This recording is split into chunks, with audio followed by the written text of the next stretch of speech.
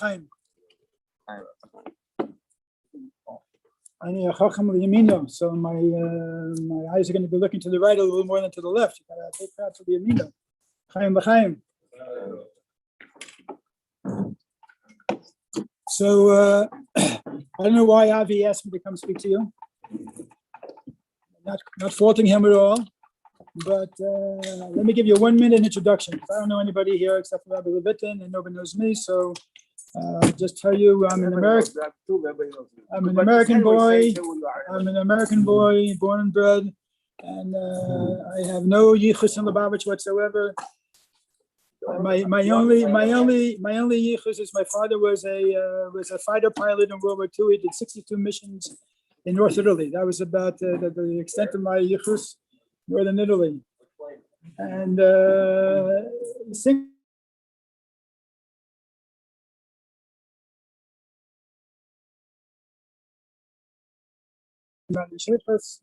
and Baruch Hashem, for 44 years we've been working in Lubavitch, Long Island. We have now over 50 shluchim and about 38 mostas, and that's my qualification for being here to be able to speak to you is I love the Rebbe. So that's basically what I bring to the table. So I can't tell you about any of the outer country or anything else, but Baruch Hashem, a lot of good things to talk about. I go to the Yael every morning. Or at least I try to go every morning. I see you once in a while for Shacharis. Every morning, God willing, except for Shabbos, and what I'm saying there, of course. And I love the Rebbe. What can I tell you? So I'll try to share a little bit of that Ava for the Rebbe. If I can do that, then I'll be happy to come here. And if I can't, I'll still be happy to be here. So what could be bad? So we'll try our best. So one of the part of my intro that I didn't say is I think this is the second time that I ever went to speak for a Nash. So this is not my, I speak to 5 people all over the place. I'll go. The first time I went to, Muncie. you look from, I'm very intimidated by there's a black hat. I'm coming from Long Island. I'm not used to it. I'm very calming. How are you? Shalom Aleichem. So now I know the place is under rabbinical supervision. You're here. So first of all, I have to tell you that personally, I don't know what the service was this year, but and I don't know, Rankefallen Cup, somebody thought of this, whether it be Orva Chom or whatever, but this year the Kach in the Chuf Chestivin, it's mamish hafli. It's like even Mem Vav, when they made bringing it nice, the Baruch Hashem gave out this the original, the favorites, but such a kach. It's really, for me personally, it's been like an eye opener. I feel like I personally love to learn new things about the Rebbe all the time and to see new things, and it's like opened up a whole chapter of the Rebbe that I didn't really pay much attention to. We have from the early years, Baruch Hashem Jem came out with a book, especially the Geschmacker book. If you haven't read it yet, please pick it up and to see, the sviva that the Rebbe grew up and to see the amazing things that early years by Jem came out a few years ago. It's just coming out in Lashon Kodesh now. Yeah, right now it's coming out in Lashon Kodesh. Came out. It's available. Okay, good. So there's, it's beautiful view of Rebbe's relationship with the Tata. One thing that you almost gleaned from there was that almost as if the Rebbe grew up like the first Chabad house. And it was a house where people came from all over, especially by the refugees. When the whole situation, I don't know the details, but when the refugees came down by the Rebbe's, by the Neb, so hundreds, if not thousands of Yidden who were coming from all walks of life. I mean, communists, socialists, Rabbanim, Gresa Chachamim, people from all different backgrounds, and they were all brought into the Rebbe's house. And then the Rebbe talks about, or the report to the Rebbe about the Yiddish, what the Rebbe saw, and how the Rebbe saw a house where it was where Yiddishkeit leapt, and everybody it was Tafeach Hamanas Latfiach.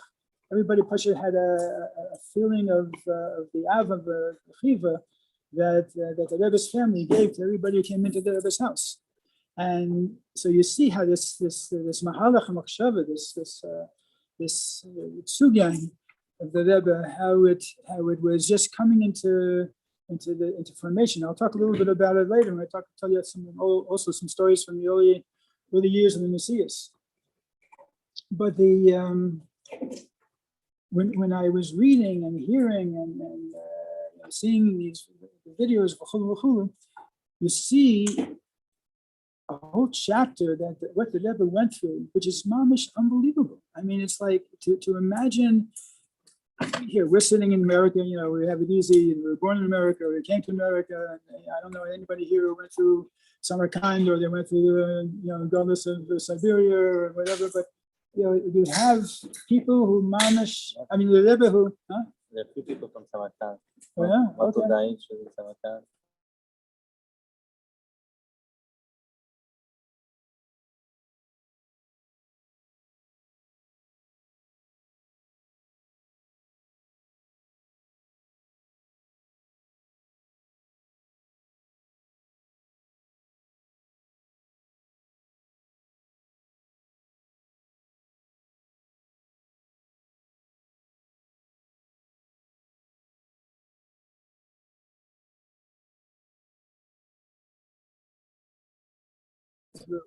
In order to get here, I mean, we can talk about these things.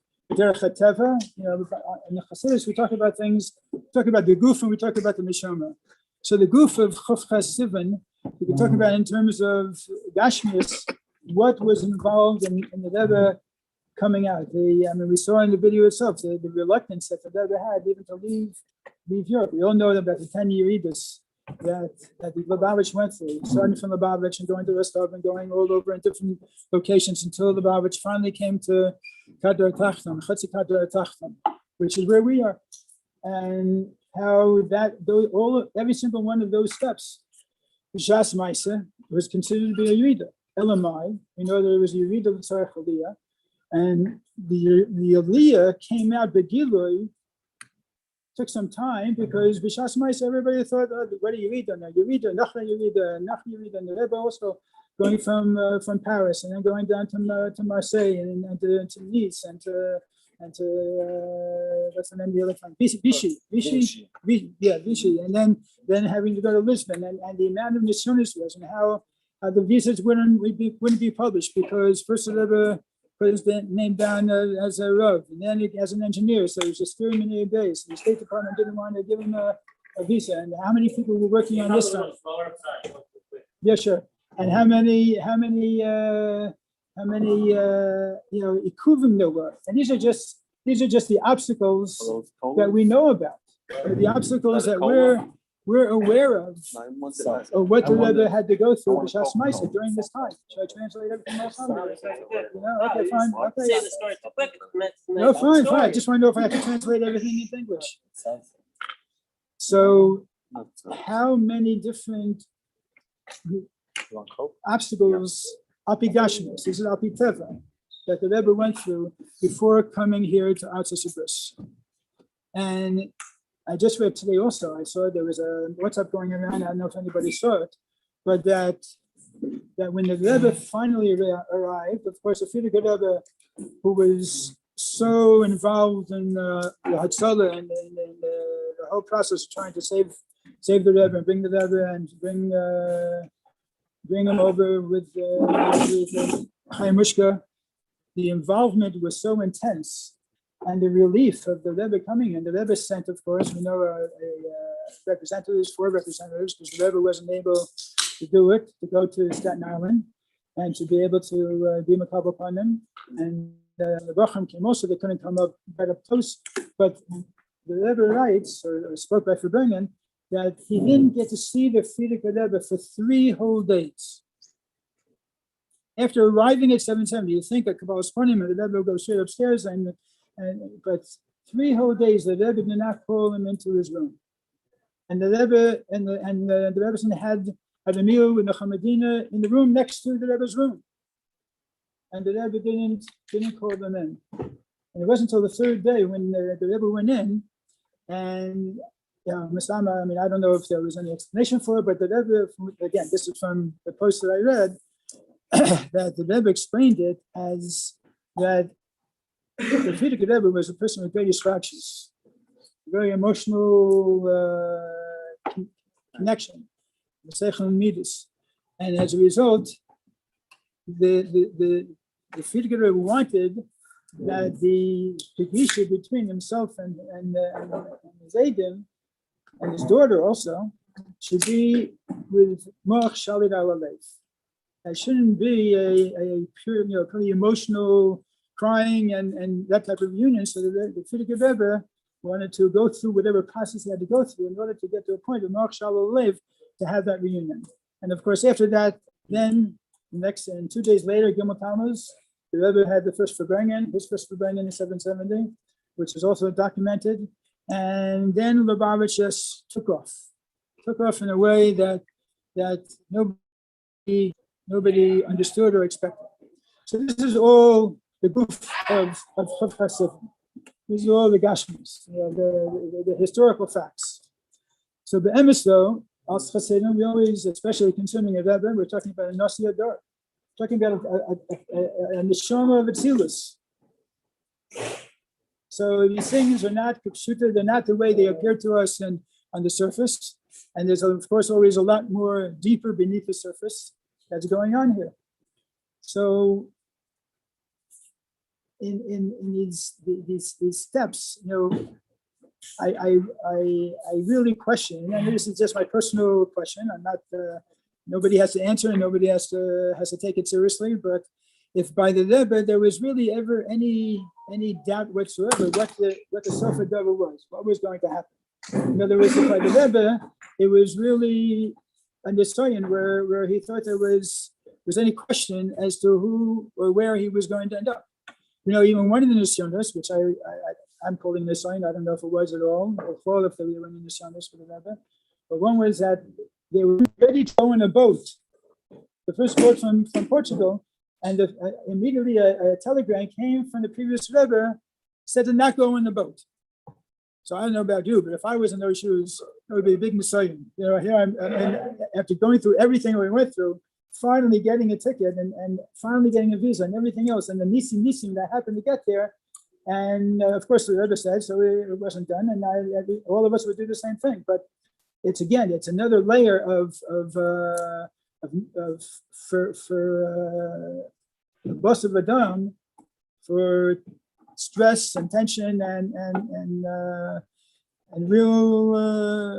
real challenge.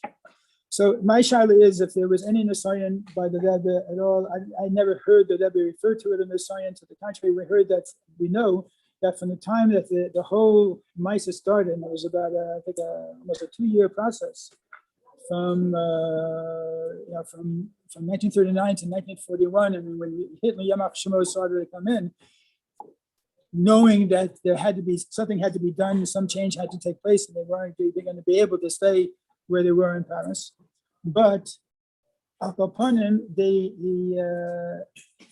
process itself was, during this time, the Rebbe wrote, I think it's 6 or 8 Rishimas come out of this time period.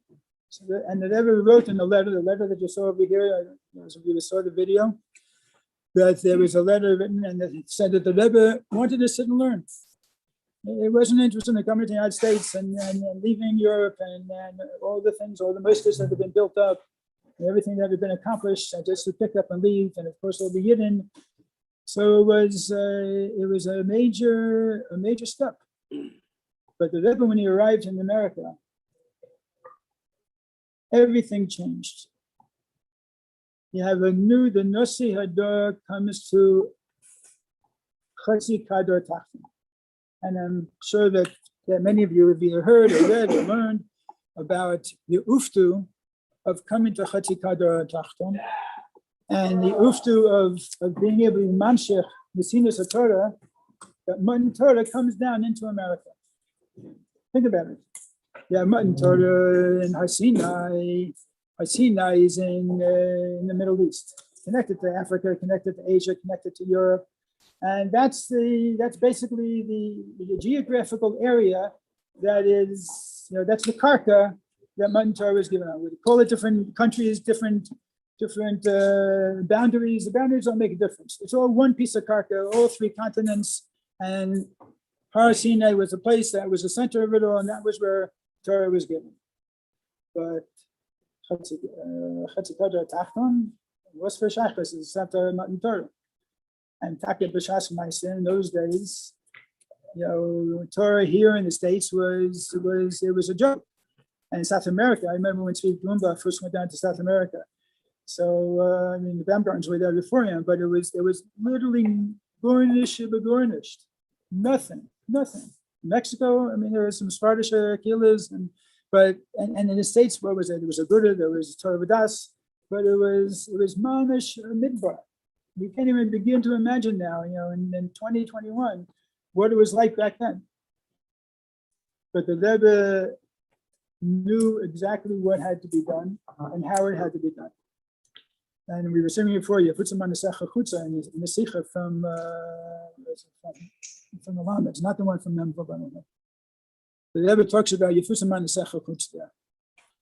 And we know the Rebbe's taich of Yefutzim on the Secha Chutza is on a phanem that was never ever explained in the way the Rebbe explains it from the time that the Baal Shem Tov had his Aliyas and Neshama to the Hechel of Mashiach in the Maida. Ad Kidei Kach, even by the Rebbe Rashab, 2 generations before the Rebbe, what was the taich of Yefutzim Manasecha Chutza? That the minors of Chassidus should even be able to come down into Seichel and Nushi and be able to transform Seichel Nushi into having a Verstehen and Elikus. That was the taich of Yefutzim Manasecha Chutza. That Seichel and Nushi should be able to have a Verstehen and Elikus. Can you imagine?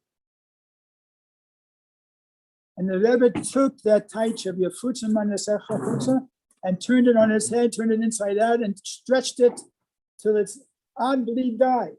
Ein Sof. And that Chutza, and there's so many beautiful memorim like this. Chutza she'ein chutza mimenu. Such a beautiful term that the Rebbe said.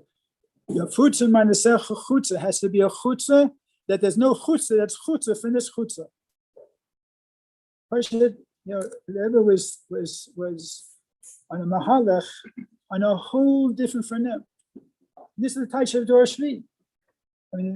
The 9 years from that time the Rebbe arrived until Yitzchak Tzvim Yud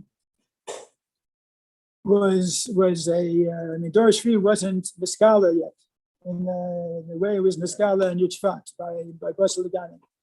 But Al Kapanim, the Rebbe's Sugan was already developing and laying the groundwork and the Zriya for the Dor Shvi to come out, to blossom by Yitzchak Atavshin Yud Aleph.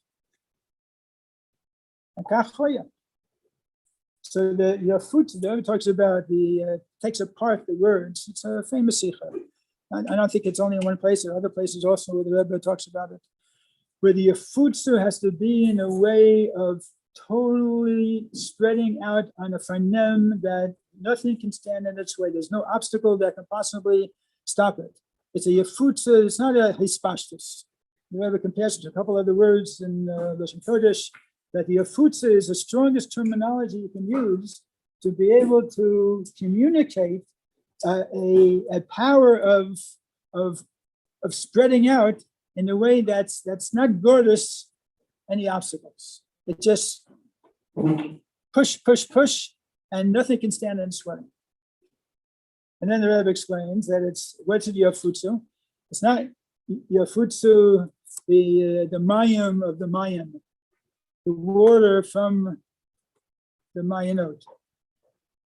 The Rebbe says that the mayin itself has to go out. When you're spreading Yiddishkeit in the way of Yafutsu, it's not that there's one mayin and you just have to take the water. Instead of it spreading out to wherever the mayin naturally spreads out its waters, you have to take the mayin and you have to transplant the mayin into every single place, that every single place should be a mayin itself. That every place is going to be a source on the same par, on the same level. And that's what Pnimis HaTorah does. When you're taking Pnimis HaTorah and you're taking Chassidus and you're teaching a Yid and you're going out in order to be able to share Chassidus with the Yid, then you're taking the mayin. You might learn this sikh or that maim, or there might be a difference in every single part of it, but L'Poil, it's Pnimis HaTorah. Pnimis HaTorah is an achdus, and it's the mayin itself. And it's minus achor, it's minus of the Baal Shem Tov. As the Baal Shem Tov taught it, as it was taught by the Alter Rebbe, as it was taught by all the Nesim, right up until the Rebbe also. So these are the minus, and then the chutz, of course, as I said, is a chutz she'ein chutz l'mata mimeno. This is the chiddush of coming down into chatzi kader hatachton. That landmass where Har Sinai is, which spreads out and covers 3 different continents, is totally disconnected except by water with chatzi kader hatachton. Hatachton she'ein tachton l'mata mimeno. It's a tachton there's nothing lower than it.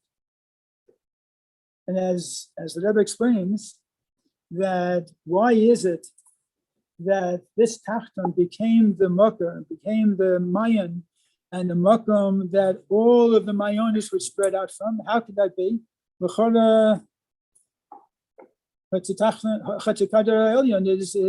It's a higher source. It's a higher makar. It has more kedusha. It's makabel straight from the Eibusher. How could it be? So it explains that the emes that the Eibusher wants, as we know, a dir b'tachtonim. A tachtonim means that there has to be the effort made from the tachton she'ein tachton l'mata mimeno, and that the tachton she'ein tachton l'mata mimeno should become the makar for being able to spread the mayonis out to every place else, and that the tachton she'ein tachton l'mata mimeno has the mile of being able to spread those mayonis better than any other level that's higher than it. To become the makar for the spreading of all the mayonis. And that's what the Rebbe explained, that this tachton, the Rebbe uses a mushal. The mushal the Rebbe uses a lever. I'm sure you've seen this before in Chassidus, that when somebody wants to move a house, move a building, you don't stick whatever they call it, I don't know, I'm not in the construction business, so I don't know these things, but whatever they do in order to lift things up, you don't lift it up from the second floor of a second floor building, you don't lift it up from the first floor, you don't even lift it up from the basement. You go under the foundation. You have to go under the foundation in order to be able to lift it up. And that's the tachton she'ein tachton l'mata mimeno. So America, which of course they're called a place of chesed, and was always so thankful for America being able to create the environment, the kind of the test tube for Afatzis HaMayon is to be successful and to be able to grow. And that this place that we are in is Pashat provided the Yehovahs for the Ein Sof type of Mahalech that the Rebbe embodies, that the Rebbe represents, that the Rebbe lives. And by the Rebbe, this is the Rebbe's, this is who the Rebbe, this is what the Rebbe was on a level that none of, listen, who am I? I'm just saying things now from my, but it's on a level of hispashtus that we never saw by any Nisim. And of course, this is Dor Shvi. And that we have the schus to be part of Dor Shvi is unbelievable.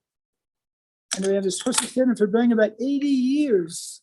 Shmonim Legvora. 80 years from the day that the Rebbe put his foot on Chatzikah Dor Tachta. And what's been accomplished in those 80 years. And as we all know, by the Rebbe, that we don't look back on our laurels and pat ourselves on the back on how much we accomplished in the last 80 years and look where Lubavitch is. And Pew study comes out and it says Lubavitch is growing and everybody else is falling by the wayside. And Lubavitch has a connection to almost 40% of every single year in America. We can sit here and tap ourselves on the back behind his Morgan. It's very nice. We'll come out feeling great about ourselves. So you start slowing down. What's slowing down? Then you feel like on the top starts slowing down, and all the underdogs. We can't slow down. We got to speed up. Listen, the Rebbe is a tough boss, and he doesn't take no for an answer. So, Baruch Hashem, we should all feel that we really have a tremendous chus to be Anash, to be Lubavitchers, Bizman Hazeh, and to be beneficiaries of all of the things that the Rebbe showed us and told us and teaches us and guides us and leads us and Bizmanhig, Kol Yisrael, and Befrat Anash in a way that we should all be able to really do things, that will surprise ourselves. We should surprise ourselves. I didn't know that I could do that, or I didn't think I could do that, or I didn't know how to do that. But I said, listen, if the Rebbe told me I could do it, I can do it. And how many people did the Rebbe tell that they can do something that they didn't think they can do, and they did it? I remember I was Bacher in 770, that it was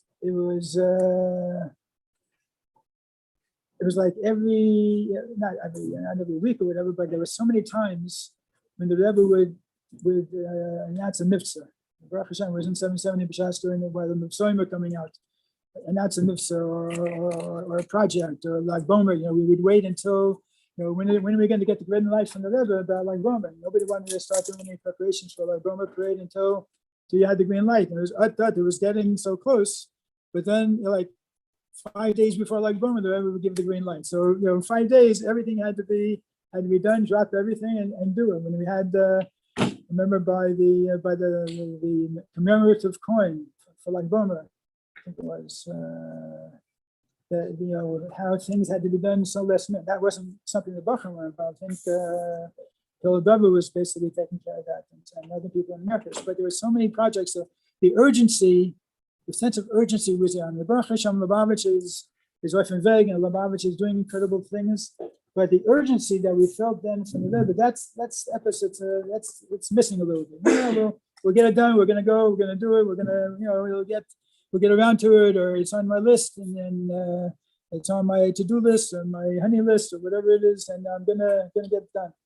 But the urgency is something that the Rebbe instilled with us on a regular basis, how every single moment was a moment that endured.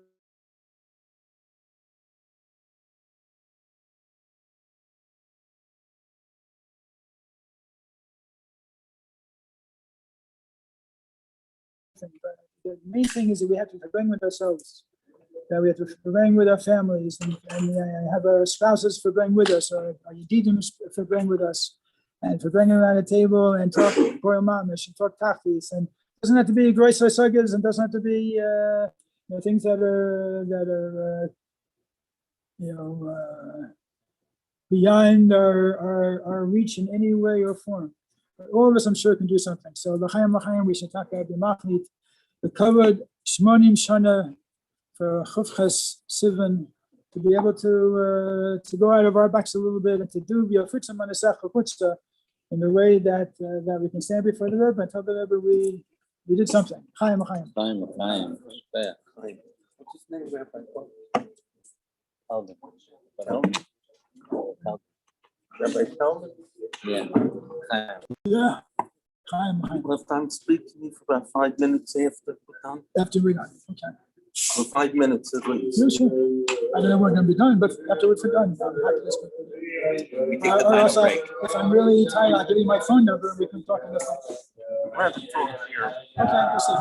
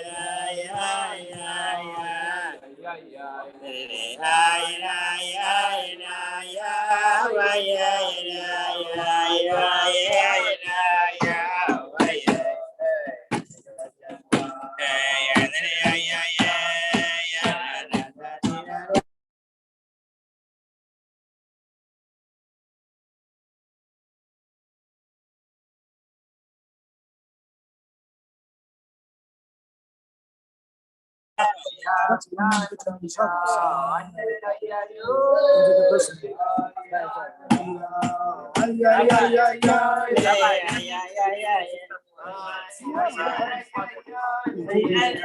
That's a Thanksgiving.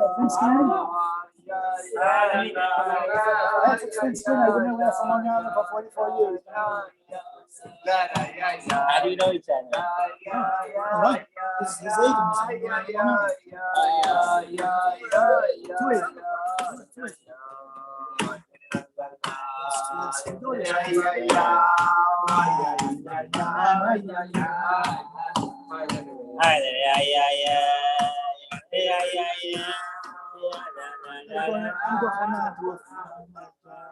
Long Island guy. It's not like on the speaker's booth.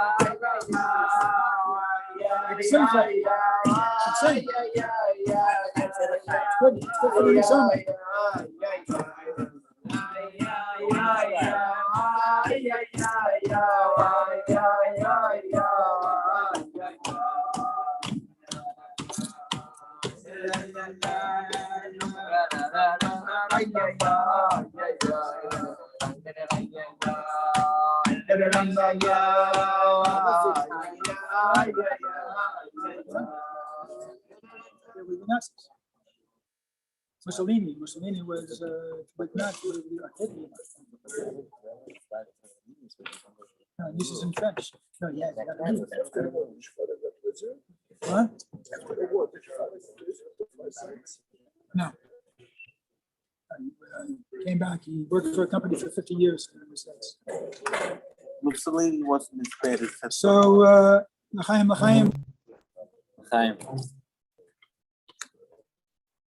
So I want to talk about one Nakuda, and the guy to the Rebbe is coming here. I want to be mocking it with a few stories. You know, I'm a big fan of Yosef Tzaddik. It's such a fascinating part of Torah.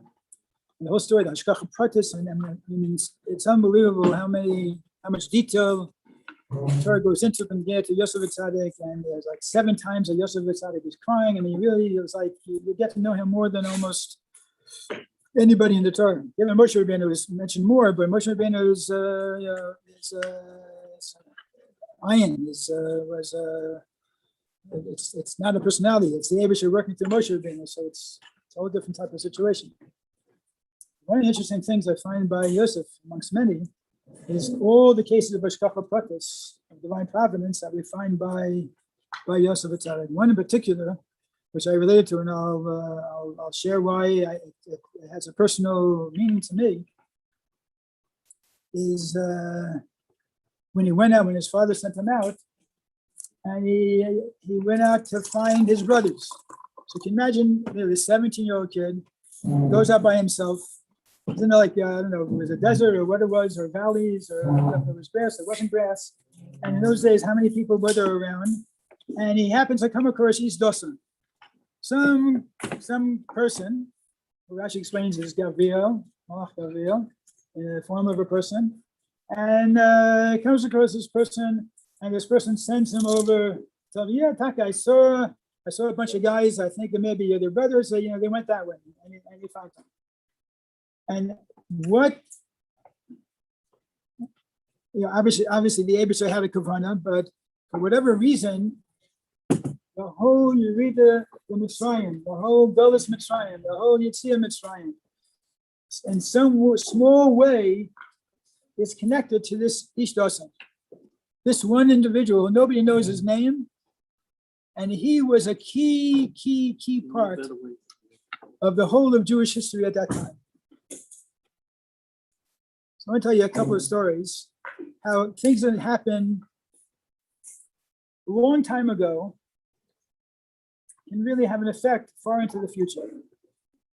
And the reason I bring it up is because, again, things that happened 80 years ago, the effect of what happened, if the Rebbe is coming here, and the Frierdiker Rebbe is coming here to this country, and how many people were involved along that way. And again, this is talking B'derech HaTeva. How many different situations could have happened, or pieces didn't fall into the puzzle properly, or where somebody was opposed, or caused trouble. How many different things could have gone wrong, and how your life, my life, again, totally derech hateva, how it was impossible to happen, but how world history and our lives would have been so changed by it. So one story I want to tell you. There's two stories. One is they're different, and they're not really a reflection of the whole situation with the Rebbe, but it gives us a springboard to talk about something. So one time we had a bar mitzvah in a Chabad house, and the bar mitzvah boy was a special needs child, and he could come say the brachas. So we didn't make it on Shabbos morning. There's no reason to slept the whole family on Shabbos. We made a little minyan. We had invited some people, and their family came. And we made a minyan. I guess it was Rosh Chodesh, probably on the Sunday morning. So I go in there, and I see the grandparents, and I asked one of the grandparents if you'd like to burn a tefillin. So he says, "What's that?" So my mind immediately is going, this is the father of the mother of the bar mitzvah boy. So I'm thinking, finding out lachar ma'aseh, that maybe the kid's not Jewish in the first place, and it's a father, you know what I'm thinking already. So I said to him, "That's these are like to fill in, and we put them on in the mornings as part of our prayer to God."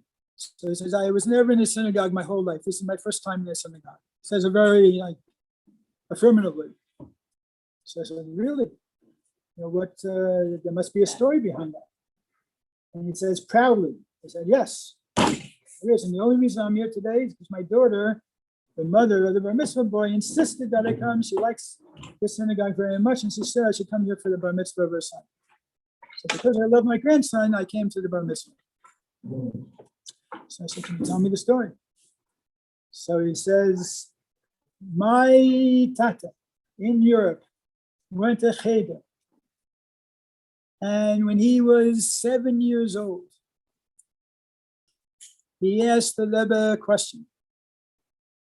and he got a frask and a fisk and a whatever, back and forth, and for asking this question. And he ran out of the cheder, and he told his parents he never wants to go back. And when he got married to a Yidula, he said, I never want to go into synagogue. I don't want to raise my children to go into synagogue either. As a result of that event. So I said to him, wow, that's a pretty powerful story. He said, do you mind sharing with me what the question was that your father asked? In other words, so we're talking about 100 years before. This guy's a Zayder. He's 70, 60, 70 probably. His father, when his father was probably 100 years before, come on. So what was the question? So then he gets very proud. Now you could tell he's like, this is not the first time he told somebody how great his father was at 7 years old for coming up with this question. The question was that if God created the world, who created God? A 7-year-old. It's a very innocent question. He has a good cup. Obviously, unfortunately, his teacher was totally unprepared for the question and took it as a big chutzpah, and unfortunately, we all know that there are some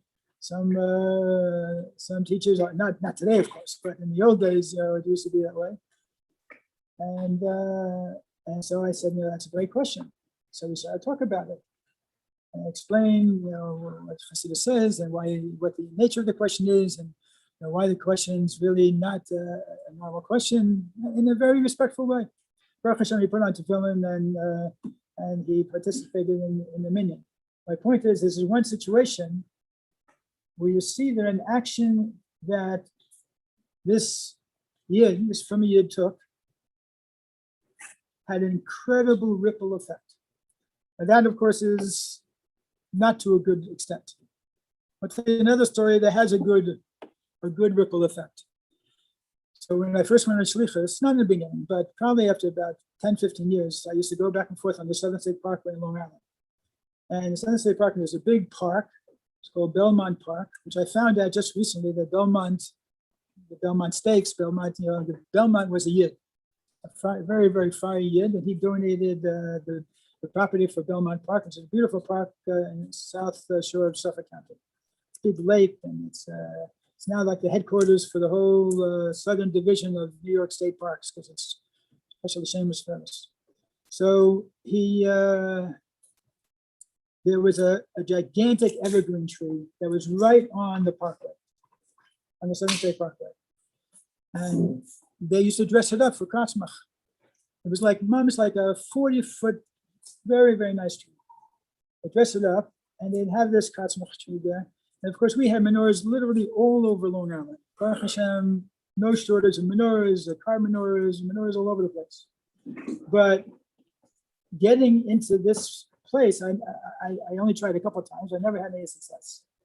So it must be already 10 years ago. I called, we brought a new shliach, Rabbi Yonah Edelkop, Shmach young man, and he covered part of that area. So I said, Yonah, one of your jobs here in this shetach is to see about getting a menorah up next to this Kratzmach tree. Because literally on the Sunset Parkway, there must be 100,000 cars going by every single day in Sunset Parkway. So everybody sees it. It's a very busy parkway. It's like the LIE to a certain degree.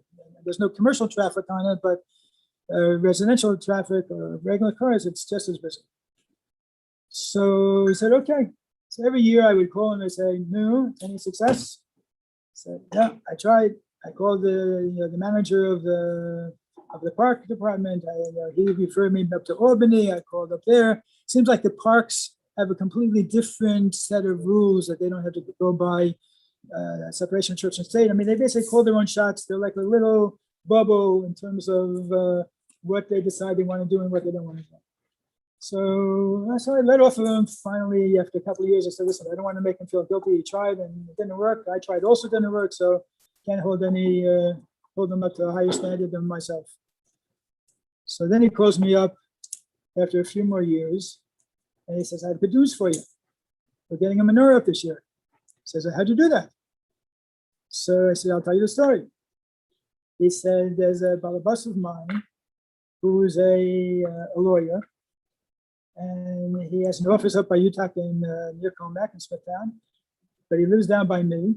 And I don't know if he asked him or how it came up in a conversation, but he said, I'm going to do this. By hook or by crook, I'm going to do whatever I can to get a menorah up over there. So he made this call and that call and made connections, and he finally, after we found out about all the history and Helam, about how difficult it is to get a menorah up over there. And then finally, he started to pull some political strings and talked to some politician friends he has as a lawyer, and some people on the state level, and who's the chairman, or not the chairman, what would it be called? Whoever in the Parks Department, which politician is the one who gives all the grants? The commissioner of Parks. So finally, the Poilt, he did it. So I said, "This is great." So I gave him a nice check to pay for the menorah. It was a part of the menorah. We put up a nice 10, 12-foot menorah. Came there and we made a nice shliach chagiga and parted. The guy himself wasn't there. The lawyer wasn't there. B'shas myself, but b'shas I was there. So I said, I want to talk to this guy. I want to thank him. So I called him and I said to him, I just want to give you a really big personal thanks because I've been wanting this menorah for years, and you pulled it off. How'd you do it? So he said, the interesting thing is not how I did it. The interesting thing is why I did it. So I said, okay, Zagmir. So he tells me the following story. He said that his Zayda came from a Yid, came to the United States in the 1930s. Came by himself. He left his family in Europe or in Russia, wherever he came from, I don't know. And he came because he wanted to see if the United States was the type of place that he would like to move his family. Where he would like to move his family. So he came, checked it out. They said that the streets were made of gold and everything, but he didn't see the type of Yiddishkeit that he wanted to see. There wasn't a place to raise his kids. He didn't see Yerushalayim. He spent a lot of the time in the Lower East Side, but it was a lot of Friar Yidden, and it wasn't the type of geschmack that he wanted. But he decided, I'm going to stay here for some chustah. Stay for some chustah. And then I'll leave after some chustah, I'll go back. So he was there for some chustah. And he says to me, my Zayda saw Yidden dancing in the street with Torahs and Simchas Torah. He said, if this is a country where you can dance in the street in public without being despoiled, this is a place I want to bring up my children. And in the late 1930s, he brought his whole family over to the States to move to New York. And this guy tells me, he says, if it wasn't for those Yidden who were dancing in the streets in Simchas Torah, I would not exist today. I wouldn't be alive. If they would have stayed in Europe and gotten taken with everybody else. So he said, I owe it to, what do I owe it to? To a public display of Yiddishkeit. That a Yid back then had the Simchas Yadus or whatever, to be able to go out and dance in public. And for that, I decided I have to do it. Who was dancing in the Torahs? Huh? Who was dancing outside in the Torahs before the Friedrich Rebbe came there? I don't know. He was in Lower East Side. Sure. Yeah, Skenzine. But only Lubavitch dances on some story. Listen, obviously, maybe it was a Hasidic, who knows who, I don't know. I didn't ask him that. I don't think he knew that anyway. His father didn't know also. His grandfather knew. So what do we see here? We see how one action can make such a difference. I'll tell you a story with me. I had a shliach working for me at the time, and he was makar, a young teenage boy. And this teenage boy was getting involved, heavily in Yiddishkeit, and his parents were totally secular. They were, Jewishly involved, going to a conservative synagogue. It was a little bit of a shock for them, but they were supportive of him. And for whatever reasons, I'm not going to go into now, he ended up not in Lubavitch. He became firm. He became some Hasidic community in Yerushalayim. He became a therapist, and he's like the therapist for the whole Kehillah. He has a Rebbe there, and he has a Metapeyas, Halalushim. I mean, he's all the way through. So all of a sudden, I get a call from him out of the blue about, I hadn't heard from him maybe 10, 15 years. And he calls me and he says, you know what, I come back to the States once in a while to visit my family, but I thought I should really make a visit, because after Gimel Tammuz, I should really make a visit to the Oyon and give a Kar Satov to the Rebbe. So I said, great, Jeremy, or Yahoo. I said, I'll pick you up. Let's go. So I picked him up. He was staying by his grandmother, B'Shas Meiser. He was on the way to the oil from my house. Picked him up. We went. And I told him about the oil and what it is, and a little about the Rebbe, v'chulu. And so, we went and we sat and we wrote a poem. And it was basically he was going in to give a course of Torah. So I said, you know what? I'm going to go in with you. I had my pan I wanted to give in, and then I'll probably leave before you do. You can spend as much time you want. I'm going to stay out here. I'll sit and learn, and I'll wait for you, and then we'll drive back together. But don't rush. Whenever you want to come out, you can come out. So I came out after 10 minutes, 15 minutes, 20 minutes, 30 minutes. 45 minutes later, he comes out, and his eyes are red. So he tells me, I said, Jeremy, what happened?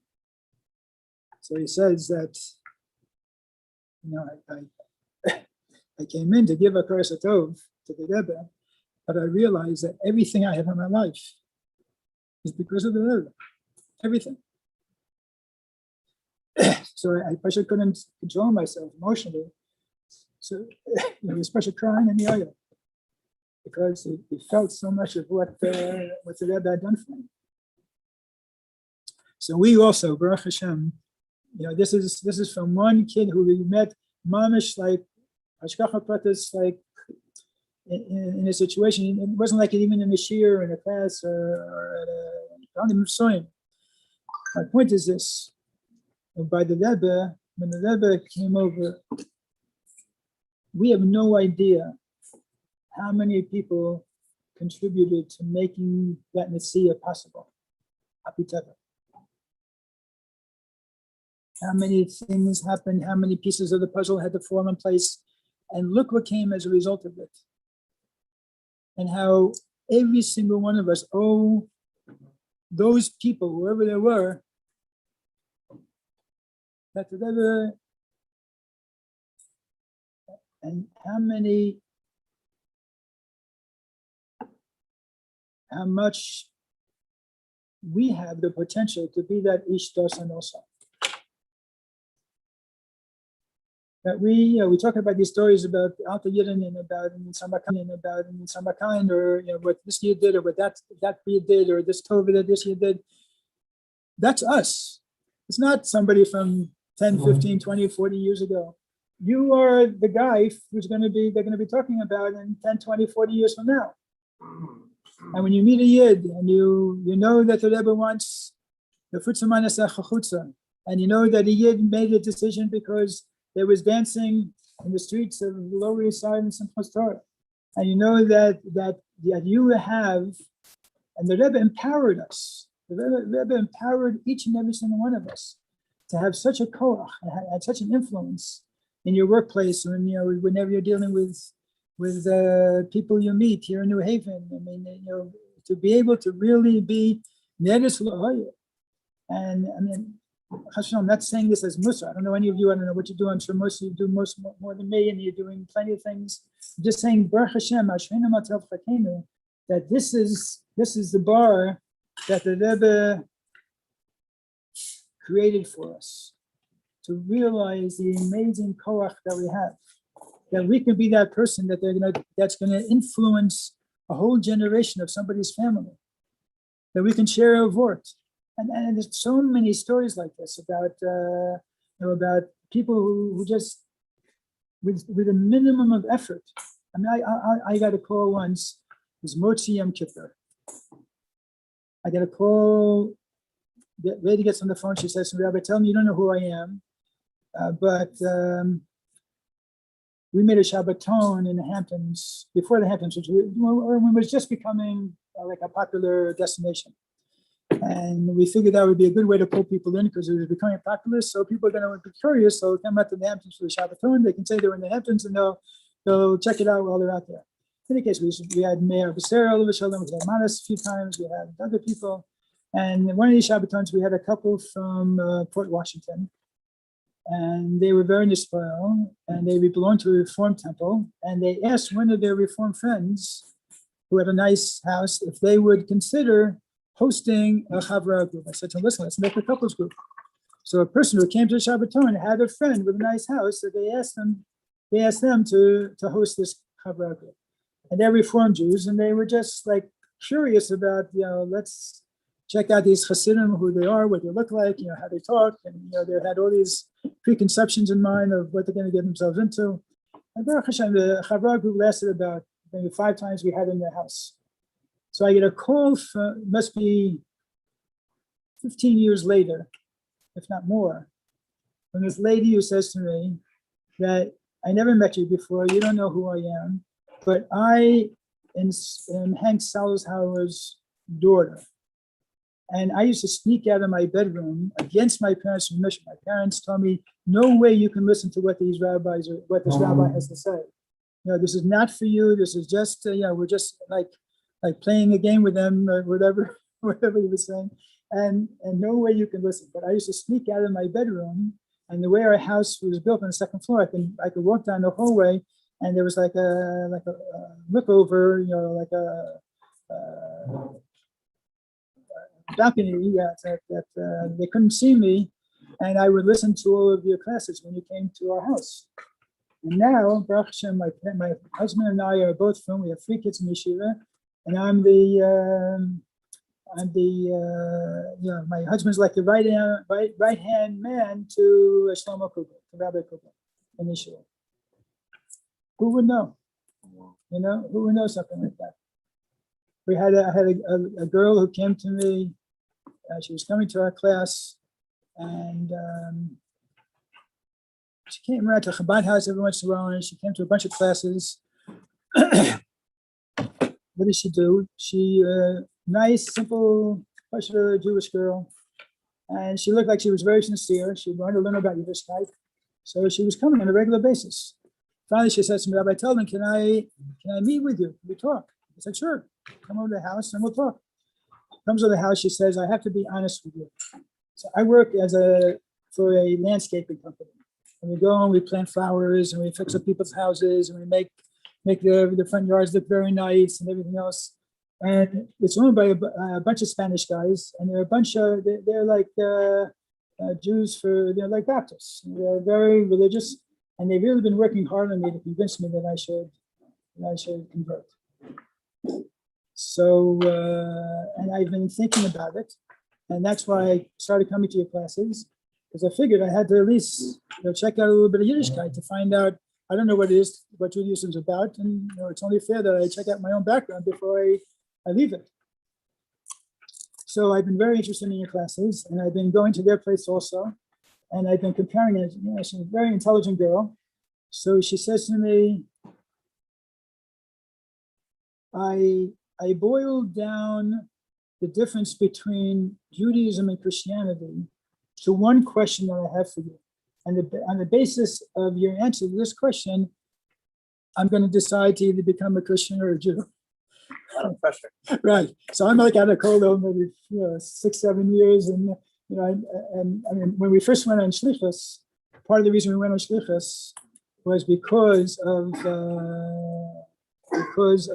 fighting missionaries. There was a national headquarters of a Jews for J organization that moved from Texas to Stony Brook for the open express public reason of converting Jewish kids in Stony Brook University. So that's how we ended up over there, because local rabbis and community leaders, they called Rabbi Tuvia organization, help us, we need some help. We don't know what to do. And I went out because I already had a shliach kasher, which I'll explain in a second, with Suffolk County, but I didn't know anything about it. So I had to take like a quick 101 on how to slug up a missionary. So I had a little experience in this, but I never dealt with this question. Would you learn? Would you learn? And there were a couple of books in, and you talk to people. There's before Emmanuel came out with any of his books. This is 1970. No, it was probably in the early 80s, 83, 84. In the Tanakh one, no? Yeah, but there was somebody who was, I forget who it was. We had a list of ways of slugging them up. Akapanim. I mean, now there are lots of books and lots of things online. Yeah? So, any case, my first reaction to her question was, so I'll tell you the question. Question was very interesting. Question was, what happened at the Chedetz Adas? So my first reaction was, I felt like telling her, lady, get a life. You're going to make a decision about what religion you're going to belong to on the basis of that question. But rather, the more we went into it, the more I realized how it's right on target. Because that's like the fork in the road where Christianity went off the deep end and how they define evil and everything else. So I told them the following. First of all, I said a quick tefillah to the Eibusher that he should give me the right words because I had no idea what I was going to say. Baruch Hashem, I like to follow my cup. I'm bringing it up because when you do it also, if you're going to go out there, you're going to go into situations in Hashem that you feel totally unprepared for. But the Rebbe sent me, I have to do Yafutzim Menasach HaChutzos. I don't know how I'm going to do it, but the Rebbe will take care and he'll give you the words and you'll do what you have to do. You have to make open up the window, the small hole, and the Rebbe will open up your mouth to say all the right things. So I told her this. I told her that I told her that Chedetz Adas happened on Friday. Happened before Shki on Shabbos. And that part of B'riyas Olam, the Eibusher the Eibusher wanted to create everything that there was to be created, including Ra, including Bechira, including Onish, including everything was part of B'riyas Olam. So the Eibusher created a situation where all those things happened and was part of the plan. If that didn't happen, if Chedetz Adas had happened on Sunday, the day after Shabbos, and as a result, what would that be? That would mean that the Eibusher created a perfect world, and Adam and Chava did what they call the original sin. They messed it up. They messed up the whole Bria. So then, that would be a different story. But that's not what happened. So Christianity is totally off base. It happened on Friday. It was part of the Eibusher's Kavanah. There should be there should be, they should be sent out of Gan Eden. There should be schar, ornish, and b'chol. So Baruch Hashem, she went to yeshiva. She has 3 kids living in Lakewood, very close to Lubavitch. But again, I'm trying to bring out a point that you find yourself in situations that are very, very, where one move, one action can make a whole difference in a person's life. Now I'll tell you a story that affected my life. And my Ish Dasan was Yossi Chitrik. Yossi Chitrik was a shliach in Sfas. So we were married in Yud Aleph Shvat to Tavshin Lamed Zion. The first kfutz of Shluchim went on Yud Shvat, Tavshin Lamed Vav. And Yossi was, so we applied to be part of the kfutz to go in the second kfutz. But we were in the middle of Sherbachas, the Rebbe didn't choose us, and Yossi was one of the people who was chosen. So when they were chosen, they were told that you're going to have to pack your bags and leave. Like it was, remember then, like it was within three weeks. I mean, Chad Stein, if you're chosen, that's it. You got to be prepared to go and get out of here. Go. So they were like rushing like chickens without a head all over the place. And I was standing in front of 770 on the second step by the sidewalk. And Yossi Chitrik didn't know me and I didn't know him. And he walks by. To this day, I mean, I've talked to him about it. I have no idea why he did it. He said to him, I'm going on shlichus. I have a chavra group in Long Island. Do you want to take care of it? I said, sure. I remember, I'm still in Shever Brokers now. Sure. So he gives me a piece of paper with a name and he writes down the phone number. Says, okay, good, take care of it. That's how I ended up in shlichus in Long Island. And I told him, I saw him about 5 years ago. He writes articles for Kfar Chabad every week. So he wrote an article about this. I told him, Yossi, you're my Ish Dosen. You're this guy that I kind of, passing in the night, that I never met, that I don't know, that you didn't know me, and you changed my life. So again, the Derech HaTeva, we never know who we're going to affect and how we're going to affect them. And it doesn't, shlichus doesn't mean you have to have a mosid and you have to have a big pu'ula and you have to have a big shirim and everything else. It means push it, going out and affecting people's lives and touching people's lives and doing something that would give the Rebbe nachas, because this is who we are. This is what we are. This is what we were made to be. This is the soul food that we ate in yeshiva and that we ate in wherever we decided, wherever we were up to in life when we chose this path. If we didn't choose it and we just went into it, this is the blood and the milk that we started on. To go out of your way for a year and yafutza manasacha chutza shechutza v'chutza she'ein chutza chutza mimenu. And we all have that koach. And I hope and pray that all of you, if you don't already have stories like this, that you'll have stories like this of where people get back to you. You don't know if it's going to be 10 years from now, 15, 20 years ago from now. You don't know. But that you're going to touch lives and you're going to plant those seeds and you're going to do things. And when the Rebbe started when he first came and touching base, the Rebbe had a vision. The Rebbe had a plan. The Rebbe knew he was going to conquer the whole world. It's mind-boggling. In 770, the people who I spoke to one once, it was in 770, the early years, and hearing the Rebbe talking about, especially on Yitzhak Tafshin Yer Aleph, the Rebbe talking about conquering the world and about Verspreid Yiddishkeit in the ganze Welt. He looked at them like, which planet is it? We're a bunch of old Russian survivors that are sitting here around the table. How many people were there in 770? Perhaps 500 between the inside and the outside, and the whole Lubavitch. And he's talking about conquering the world. But the Rebbe showed us that not only it can be done, but it was done. For Poyal Mamish, in the early years of my shlichus, when Lubavitch, when I first moved to Long Island, maybe I knew of 4 people who knew what Lubavitch was. Very few people. I was a shliach in the metropolitan area. And it was like, Lubavitch was not I'm sure you remember those days, it was not a known entity. I know when you first came here also, how many people knew Lubavitch, but Long Island, I knew maybe 4 different people, maybe a couple of rabbis read about Lubavitch, knew about the Rebbe, but it was, we're not Tishrei Lamed Ches. So it was like open territory, but it was.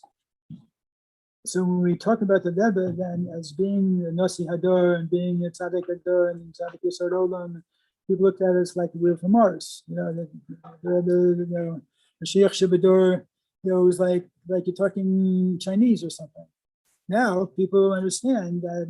To talk to somebody about these inyanim now, it's a whole different verstand, because we're dealing with a Metzias now. We're not dealing with a couple of crazy Hasidim talking about the Rebbe in these very lofty terms. But we all have that ability to be able to really have an incredible hashpah on our environment. Of course, with Darchei Shalom and the Eifen and Niskabel, as the Rebbe would often say. And but we, this is who we are. Chaim, Chaim. Yeah. That's the next two. Oh, sure. How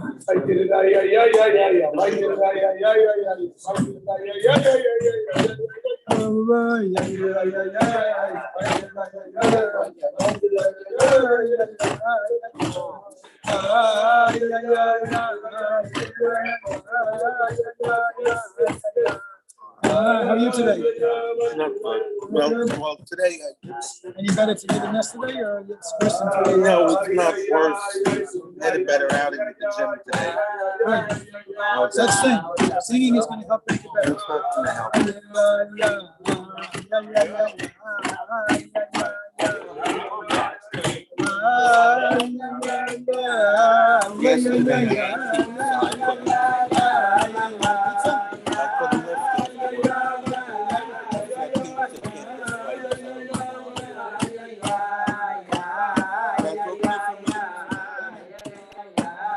lift it. That's okay for me. That's it. How long is that gonna be? How long is that gonna be? We'll stop in my already afterward. You'll stop talking to me. I'm just looking there. I don't know what time the band is ending. What time is the bringing out? People leave.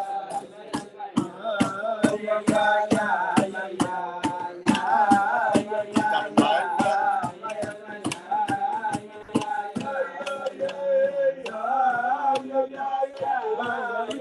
Then we had enough.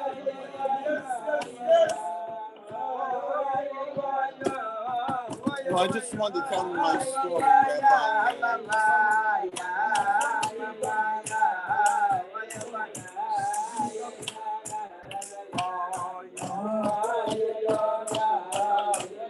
What's your phone number? Your business card? How are you? Good. You live here? Oh, okay.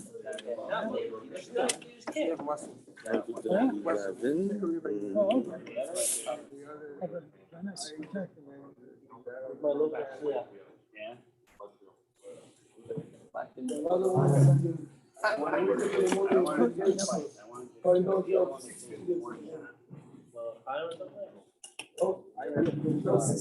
So,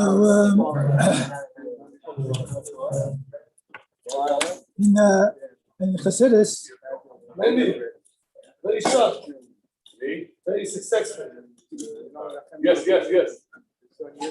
Fine. so we know in Chabad Chassidus that there's a very strong kesher that the Rebbe make between, or a theme, I should say, about Hamshachas Elokus.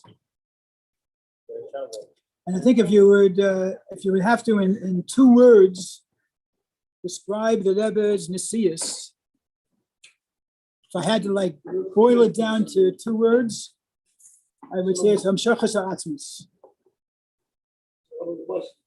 That the Rebbe was constantly driving and pushing and creating situations for Hamshachas Elokus Nochanan, whether it be in our davening, whether it be in our mitzvahs, whether it be in the Mitzrayim, whether it be in Limud, the Maimorim that the Rebbe speaks about Atzmus more in the Maimorim perhaps than any of the other Nisim, about how we have the ability to be Mamshech Atzmus, how Endor Shvi has a special Yacholis, a special task, special schus to push it be Mamshech Atzmus. It's no joke. It's a very, and what's the idea? To bring Mashiach, we need to be Mamshech Atzmus. What's Mashiach? Mashiach is we're going to be Mamshech Atzmus into the Welt. The Welt itself is going to be in this Hapech from Klippas Noga into Gili Elikus. Not just on Gili Elikus in terms of Giluim, but Gili Elikus in terms of Atzmus. This is what we're waiting for. This is what we're looking for. So there's so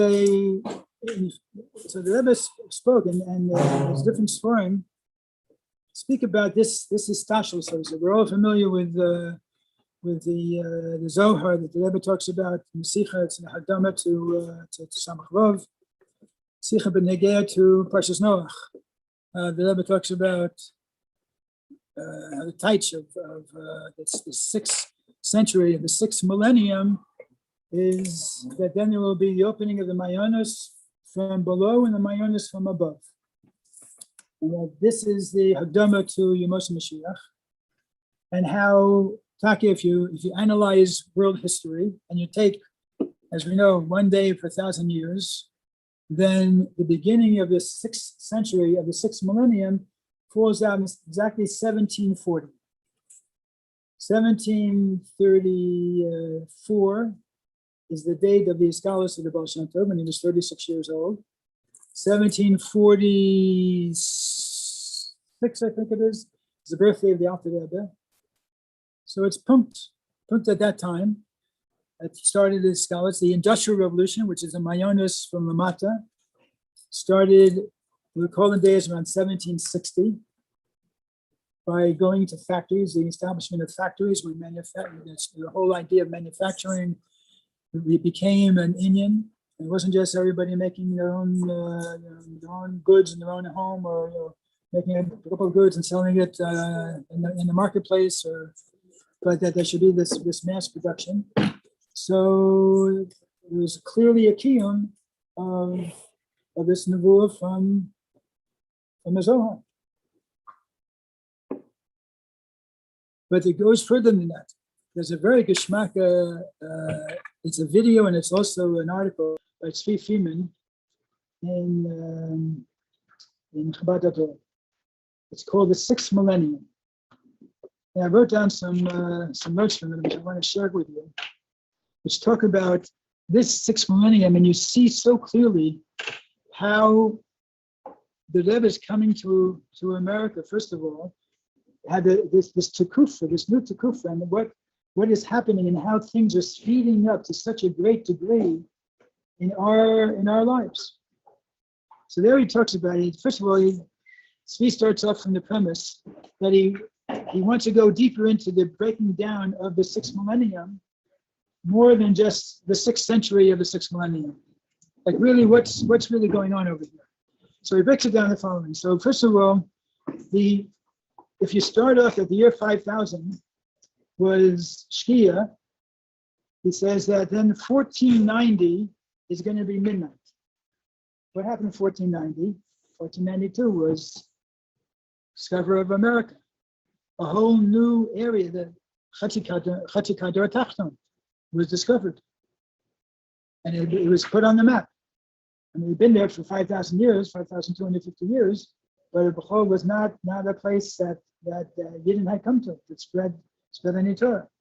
It goes further than that.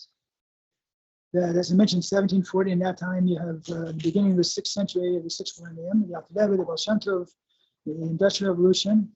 Then you have, of course, what's the next? If you go by 250 years at a time, what's 1740 plus 250? Are you mathematicians out there? Or 1990. 1990 was what? Was the fall of communism? Was the mass exodus? Was the world was literally, for those of us who were alive then, that was a year that the world was literally tipped upside down. That the whole Russian Empire fell without there being one person dying from any war. It was like a mapacha that nobody could have ever imagined. We all had to pinch ourselves, like day after day, one country was converting out of communism to become democracy after another. It was like, it was lahafli in a way that those who didn't experience it can't imagine it. I mean, it was total disbelief, because before that we were all convinced, except for the Rebbe. The Rebbe was the only one who was predicting that this was going to happen, and it was already preparing, in Eretz Yisrael, that there should be housing for all the scientists that are going to come out of Russia, and all the encouragement the Rebbe gave. That was the only one saying this. And what's the story with who's the Branover? That Branover one time saw Gorbachev at a very chashuv event, and he told them about the Rebbe's predictions, and Gorbachev himself told him, he said, that's impossible, because I myself didn't know this was going to happen. I said, I'm sorry, the Rebbe said, he said, the Rebbe was beyond description. But 1990 is the beginning of what is noontime. Noontime, as we all know, is when the Mashiach, when already you can start lighting candles for Shabbos. Up in a half hour afternoon, you can already start lighting candles.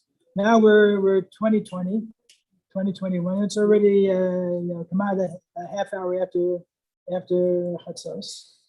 And what is happening? The world is rushing at such a quick level of change that had never happened before in the history of mankind. So I was a little curious myself. So I've been thinking, according to this plan, this is my own shtick. So I'm going to add on to Tzvi Friedman's. I contacted Tzvi, he's a friend of mine. So I contacted him. I told him this. He said, very interesting. I'd have to look into it a little more. But I was figuring if the comparison between the mayonis from below and the mayonis of above is working at the same level to a certain degree, then l'chora, the fact that the mayonis from below are working so fast during the course of the Rebbe's Nesius, so there must be some correlating. I'm sorry, that the mayonis from the Rebbe were working so fast from the time of Yitzchak until now. So there must be some correlating thing from the mayonis from below. So I said, what's the cause of the tremendous acceleration of advance in the mayonis from below? It's computers. So I did a Google search. You can all do your own Google search to find out when did the first computer get sold? When did computers go public? The government had it for a while, but it was very private. When did the first computer get sold? Commercial. No, that's a PC. That's a PC. Way late. It was 1970s. No. You were talking about a PC. I'm not talking about PCs. I'm talking about like the big Univacs or whatever they were. So you look online. Yud Aleph Shvat. You can Google it. Yud Aleph Shvat. Tavshin. I'm sorry. Yud Shvat Tavshin Yud Aleph was January 18th, 1951. The first Univac was sold publicly. Commercial was sold to one of the TV stations. They needed in order to interpret returns for Eisenhower's election in 1952. That's why they wanted to get it in their place. Was March 20th, 1951. 8 weeks after the Rebbe's Nesius started. So, I was like, wow, what the Zohar said about the correlation, it's not just starting from the 6th century. It's began there, but it's going all the way through to now. What's happening now, how quickly the world is changing. And the Rebbe spoke about it. We have the Yecholis, we mamshech atzmus in a way that could never be done. A nobody sitting in his room with a computer can have a tremendous effect on the world at large. Things like this never happen. Yesterday, what did they make? They made a worldwide rally for Chufchas Shvat. A couple of Bacham got together and decided on them. They're sitting around the pavilion with a bottle of mashka. Let's make a worldwide thing. We'll get 42 Rabbanim to shluchim to speak on this thing. Be one continent per hour, and they put together maybe a week. A whole mission with thousands of people taking part in it. These are things that we take for granted today, but these are things that are mamish, a siman of our times, how we can be mamshich elokus in a way that never, ever happened before. So when we talk about the Rebbe coming to Chetzikado Tachton, the Tachton Shein Tachton L'mata Mimenu, and what has come around to be the most powerful Torah machine that ever existed in the history of Am Yisrael, we're talking about a revolution that we all have a chus to be part of. So we all need to, myself included, if we're going more about how can I make our safa. See a couple of new faces, so I'm getting the message. Maybe it's time for now. but it's a time for all of us to really Ashreinu matel chakenu manoim galenu yofi yeshasenu, that we can be Hasidim of the Rebbe at such an exciting time in our lives and in the world of the Bechal, and where Lubavitch, the kibush, that Lubavitch is now, how everybody looks at Lubavitch as being the degel for all of Yiddishkeit, for what's going to be, what the future of Yiddishkeit is. I mean, it's really mind-boggling. So l'chaim, we should be mamshech alukus, mamshech hatznos, mamshech our avoda, mamshech in every way possible to be able to make sure we do our part to bring the gula b'kar mamish. L'chaim, l'chaim. Rabbi, what's the name, Rabbi? Which rabbi? I'm going to you. Oh, We have the Rabbi Tuvia. Rabbi Tuvia. Tuvia, Tuvia. like Tevya on the roof, it's by the Tuvia. It's on the roof, yeah. You have the dress why Mashiach's not here. You have the dress why Mashiach's not here. And to know what's over that Mashiach. Oh, I wish I knew. I could tell you that. Or Rebbe just tell couldn't- him I'm coming Rebbe told us that he couldn't figure it himself. It's impossible. It doesn't make sense. I looked at every single safe, every single possibility. It's totally beyond. But there is a reason. Only the Rebbe knows the reason. I am to know this. Are you the Rebbe? I'm not able to know why Mashiach's not here. Oh yeah, why? They don't let kids fast. It's only when a child below 9 you don't let him fast. Here they do. Yeah, on time to Maybe you never know. It's supposed to be approximately test. It says a few minutes talk about smoking the other. That people are doing it to 10, 11, 12-year-olds. It's holding that machine. All right. Now, We might have. we're down in Myers now. We got him? How much longer is it for Brandon? I I'll don't tell you need down. to. Huh? Lion. Yes. We got him. My contract's over. He told me 8 to 9. Okay, Rabbi. Huh? Somebody said 8 to 9? Okay. Yeah. Wow. You promised me 5 minutes. Excuse me? No, as soon as different. Rabbi Tuvia, you promised me 5 minutes to talk. I don't promise. I said if I can, I will. I might be on the table. You'll find out from the rabbi who was sitting here. He can tell you my number. Okay? I don't. I need the help now. Listen, I didn't know I'm able to help you. There are plenty of great rabbis. Wonderful people. Maybe you can help me. Maybe. I would love to help you if I can. Let me tell you quickly. Because we're in the middle of it. If I do it now, we're going to lose the whole momentum. We have to sing, keep the momentum going. I've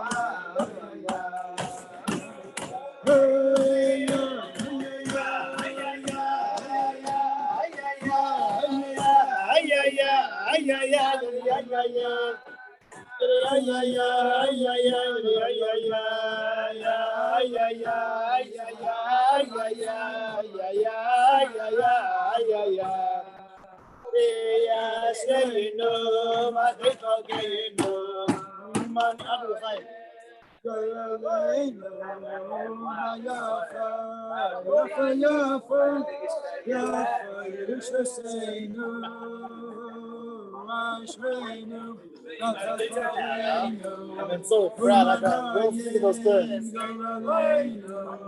Yoma yafa, yafa, yafa, yafa, Yerushalayim. I'm not happy for myself. I'm happy for them. A big crowd. I'm happy for myself. I have more people. I'm happy for more people. So we I have am to the learn more Chaim. true things. Fully true. I am the Chaim.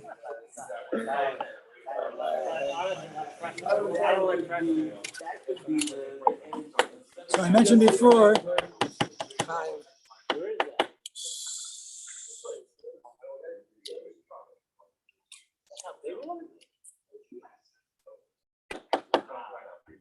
I mentioned before that wanted to tell you a story about the Rebbe in the early years of the Messias, but I want to be mocking with two other stories. Oh, wow. Two other stories of the connected to the Rebbe. So I was sitting around at Farbrengen once a few years ago. A couple of shluchim are younger than myself. And conversation got very interesting. One of the shluchim asked, and they were buddies.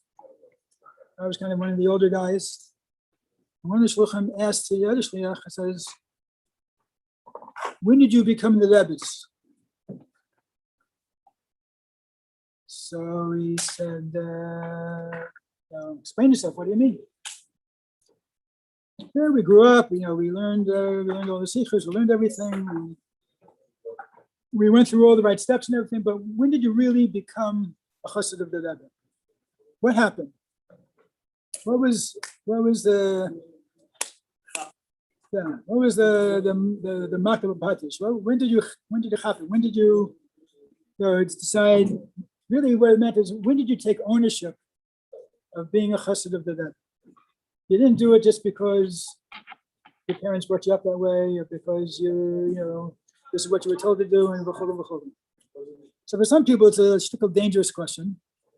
I think it's a healthy question. And so there was a discussion amongst these chavra that was very geschmack, and a few of them came up with the same answer. They were teenagers at the time.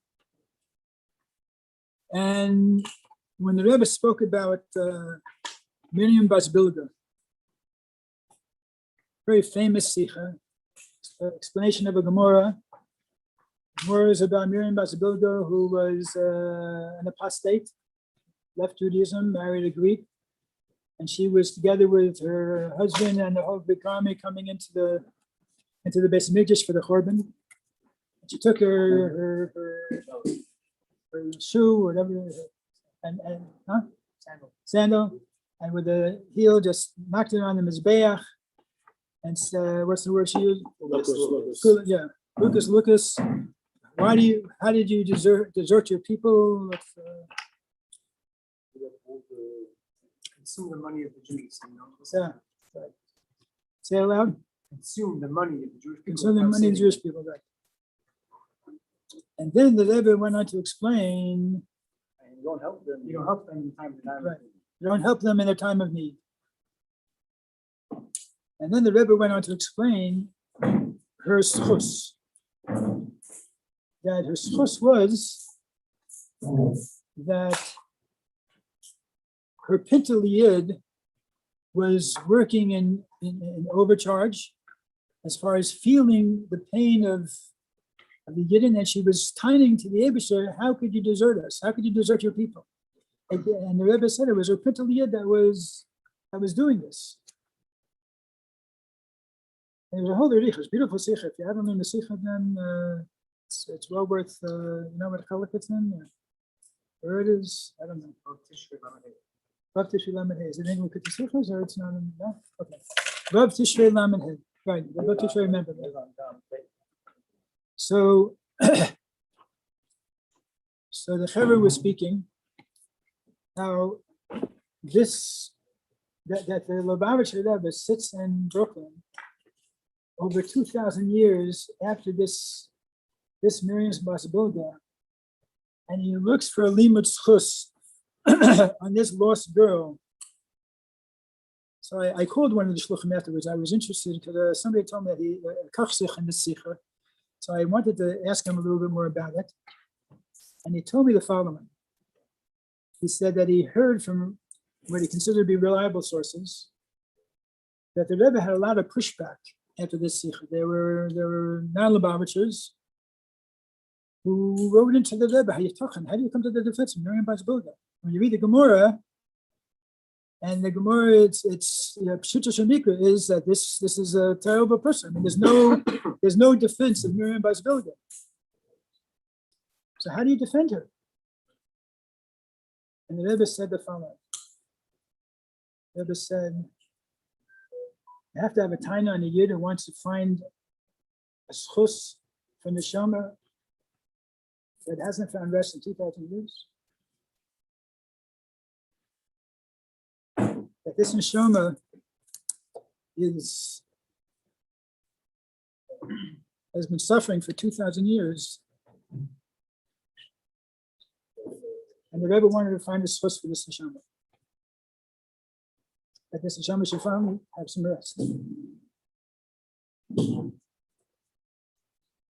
So for these 3 or 4 shluchim, they said that this is like the Evan opinion. This was like the beginning of the building of their iskashos. They felt that this, wow, they were just like totally blown away by this. I think we had Simon Jacobson out to speak for the shluchim in Long Island once a number of years ago. He said he went through a similar type of situation. He said when he was young, he was a young teenager. So he really, he didn't connect. He didn't, he felt this was very limiting, and it was very, Crown Heights and Lubavitch, and it was a small community, and it's, this is before Lubavitch was on the big from them. But the more he started to listen to Farbrengens, the more it started to process in his mind what was going on over here. And that the Rebbe was making a revolution, and that there was something happening that was like, one day it just hit him, wow, this is amazing what the Rebbe is doing here. And that for him was his moment, so to say. So I was thinking about it for myself. So I don't know, but I want to share with you an experience that I had that was very meaningful to me. And that was that when I was in 770, so I was learning for smicha. So I didn't go American shulchan that summer. Camp. We wanted to finish up a couple of halakim. So my chavrusa, we stayed in 770. So there were not too many brachim in 770. This is the summer of Lamed Vav. And all of a sudden one day there's a big tumult that there's going to be a whole bunch of visitors. A bus full of handicapped Israeli soldiers is coming to 770, and the Rebbe is going to speak to them. So the whole place was like going upside down, inside out, and they had to make the whole downstairs handicap access. A lot of people were coming in wheelchairs, and there were very few Anash there at all. The Nash and the Bachram, we were upstairs in the Viber shul. There were 30 of us, maybe. There was no big announcement. You didn't have pagers then, or any way of getting the word out that there was going to be a sikha. And the Rebbe came in, and from what I understand, they had arranged already beforehand that they were going to have a translator to translate from Yiddish into Ivrit, because these are Israeli soldiers. The part of the Rebbe came down, and there were probably about 60 soldiers set up. The Rebbe was, of course, on where he usually speaks. The Rebbe started speaking in Ivrit, which the maskiros was very surprised, but the Rebbe knew who his audience was, so to say. And that sikha was just such gold. It's been publicized since. I think one of the 70 films that are made about that sikha, and the hashpah that the Rebbe had on those soldiers. You could tell they were just sitting there, just like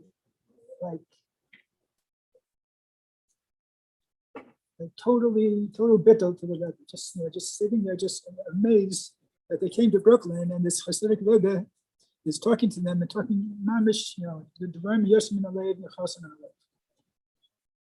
So for those of you not familiar with the Sikha, right. So for those who weren't familiar with the Sikha, the Rebbe said a couple of Nakudas I'll share.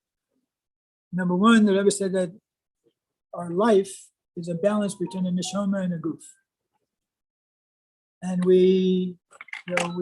most of us have a balance, which the neshama lives in the goof, and we're able to function on a daily basis with this marriage between the neshama and the goof. When it happens, though, that for whatever reason, a person is a goof, whatever part of the goof it might be, is born in such a way where they are not b'shleimus, or because of something happens to them during their life, whether it be natural or unnatural, or whether it be because of war or whatever, that this means that that the goof is working shalom b'shleimus, at least which the Rebbe said, the raya, the Rebbe said, there's a raya that this person's neshama is of extra strength and extra koach.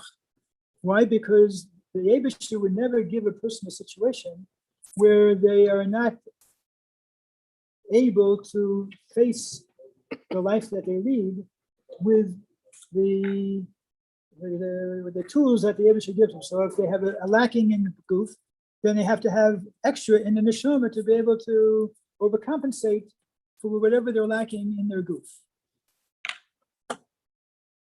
Which was like such a Rebbe oiskuk to be able to give that over to these people, that each and every single one of them was damaged in some way. So in addition, of course, the very famous thing from the Rebbe, which was that instead of being calling what's called Nachi Chazal, that you should call Mitziyonim. Mitziyonim, that you are special because you have special spiritual kochos, powers, abilities that the rest of us don't have. And those abilities that you should develop, and you'll be able to develop them in a way that you will see how much they will be able to fare for you in your favor during the course of your lifetime. Those are the two nekudas that really made a very strong pressure on me. Later on, my bachur was born with a very serious disease, and as a result, that experience took an even more personal meaning for me also. But then after that, the Rebbe came down, and they were expecting the Rebbe, as the Rebbe usually does, whenever he speaks for the Shea, speaks for Bangin, the Rebbe would walk out the same way he came in. What did the Rebbe do? The Rebbe came down and literally walked from wheelchair to bench to each individual and said something to each of them. And I saw on a gem, in one of these My Story weekly interviews, how there was a story from an interview from a man who was there, who was one of the soldiers, and he said how touched he was by the Rebbe's talk. But then the impression he got when the Rebbe came down, he saw the Rebbe going from soldier to soldier, and he thought the Rebbe was just saying the same thing to each soldier. When he came to him, he said, Toda Rabba. And he cried, started crying. Because he said all those years after he was injured, nobody thanked him. Not the government, not his family, nobody thanked him for the sacrifice, for what he had done for the country. And the Rebbe was the first one to say thank you. So he thought that everybody there had got a thank you from the Rebbe. Found out afterwards that the Rebbe said something special to each one of them And for each one of them, there was something that really got them in their heart. So that was a very moving experience for me personally. Years later, no, not years later, years before, there's another story from the Rebbe, That one looks fine. which I don't know if we can connect or not connect. We know that the Rebbe in many ways was very, very much reached out to those people with special needs, to people with mental illness, to people with handicaps, to people with all types of situations, organizations that were started at a time because the Rebbe encouraged them. There are many letters and egos about this also, how the Rebbe made a very special effort for this. There's a story from the Rebbe. It was also a first one, but to me, it's one of the most important stories of the years between Tufshin and Tufshin Yud. It's a story that happened with Rabbi Edelman and Rabbi Fogelman, and they were Bachar in 770. And they were standing right outside. And it's Efsher is connected to this story that I just told you about the Israeli soldiers. Maybe it is, maybe it isn't. In my mind, I like to think it is, but who knows? We don't know these things. But he just came down the Ramash, as he was called at the time, came down in the elevator, came out of the elevator, and these two Bachrim were standing there, touching Dalit maybe. And the Rebbe said, "We'll say here in the Ma'aseh from heaven." Of course, the Bachrim jumped for the opportunity. The private story from the Ramash, who just came from the Rebbe. So the Rebbe told him the following, and it's so powerful, and it's so Dor Shvi, and it's so, it just you could see how important this story is for the whole Messias. So he went upstairs to the Rebbe to speak to him about the problem that the Rebbe was having. What was the problem? The problem was that since the Rebbe was in his home, he was always trying in the nap, he would be Makar Yidden and Fry Yidden, wherever it was, and they try to get him to do more mitzvahs, and here he came to New York, and then when he started getting involved with things, he would bring, there were plenty of Yidden out there in Eastern Parkway, he would bring them in, to fill in with them, he would even give them an aliyah to the Torah on Monday and Thursday. And he was getting criticism from some of the other Hasidim, Ayutachen, that you're giving an aliyah to these Yidden, that's you're giving them a haskama that the way they are is for Yidden, that they're okay. And to the contrary, you should tell them that, I'll give you an aliyah if you do this, or I'll do something to motivate you to be more firm, or to be Shomer Torah mitzvahs. Shomer Shabbos, whatever it might be. So he was conflicted. I mean, I never heard, this is the only time I ever heard that the Rebbe was conflicted about something. Because just as a Chatz Yigo, the Rebbe was always so definitive about everything. And not only that, Moshe Herson came out to Ferdinand for us also once. He told us a very interesting story. He said that when he was a Bacher, he was, there used to be a trolley that went down Kingston Avenue. So he was taking the trolley, I don't know from where, but he was on the trolley, and there was a Hamish Yid, an Alta Yid, a vice board, who said to Moshe, this young Bacher, said, "Mr. Lubavitcher." So he said, with a certain stack, I didn't know where he was coming from, what he was going to say. He says, "Yeah, Vadnai." He said, I want to tell you something about your Rebbe. So didn't know what to expect. He said, I knew a lot of Rebbes in Europe, and I know a lot of Rebbes here. I never met a Rebbe who was so on the spot and didn't have to think twice about saying what had to be said, and whether it be halacha, whether it be whatever it is. There was never like, 1 second, I have to think about that, or I'll get back to you, or give me a minute, or whatever it is. And Taki, you notice in dollars, and Yechidisim, which are on tape, in so many situations, you see how there's never a hesitation. It's pressure. It's unbelievable. It's something we take for granted. but it's amazing.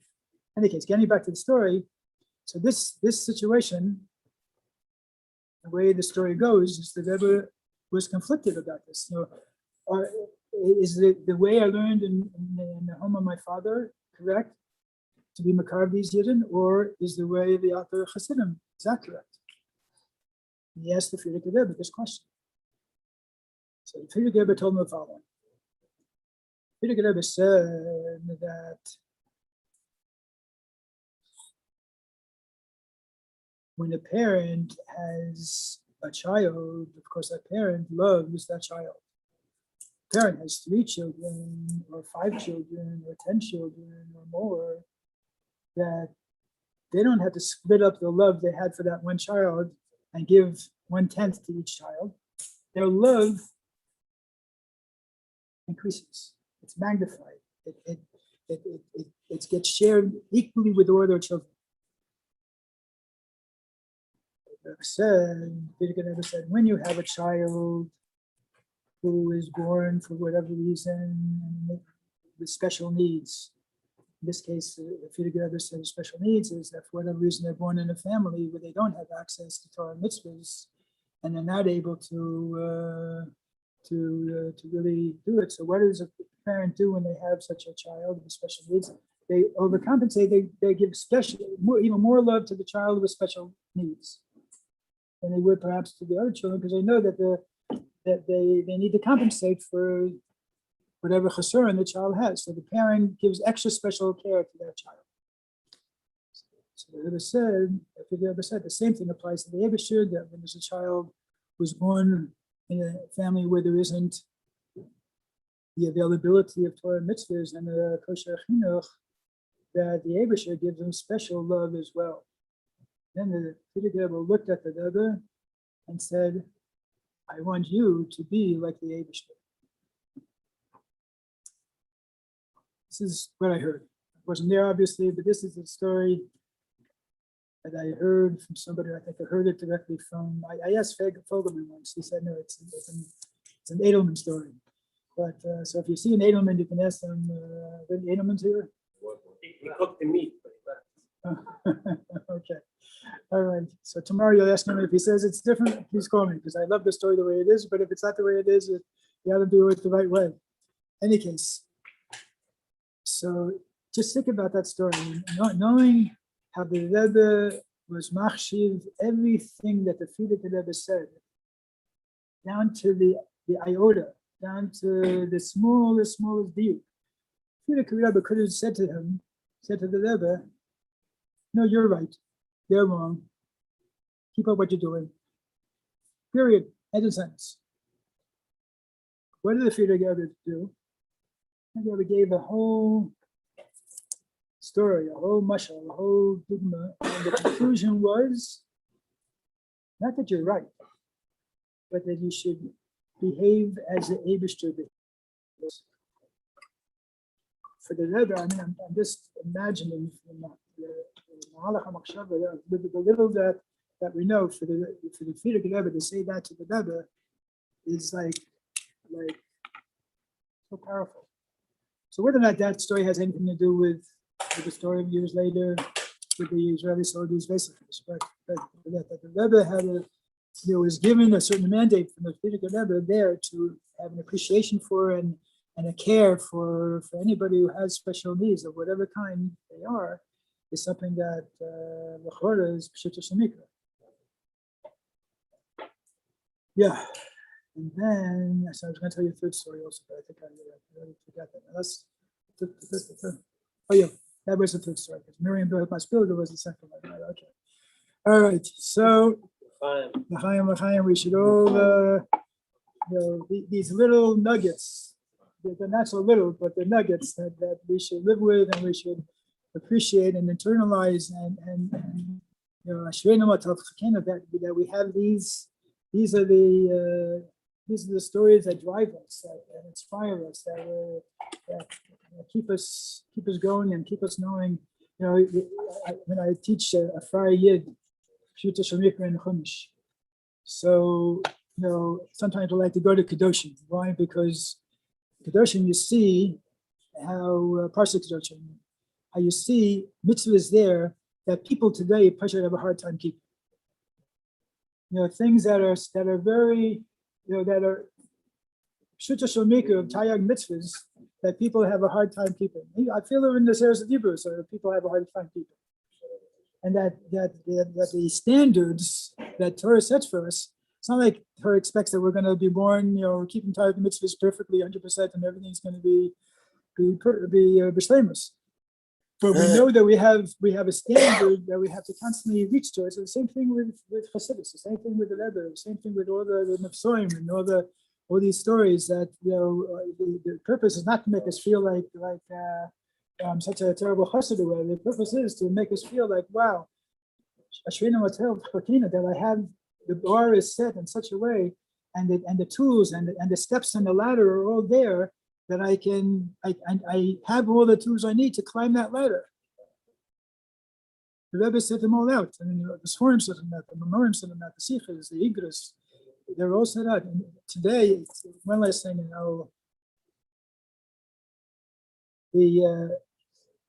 I have to tell you that my iskashus to the Rebbe now is so much greater than it was when I went to shliach.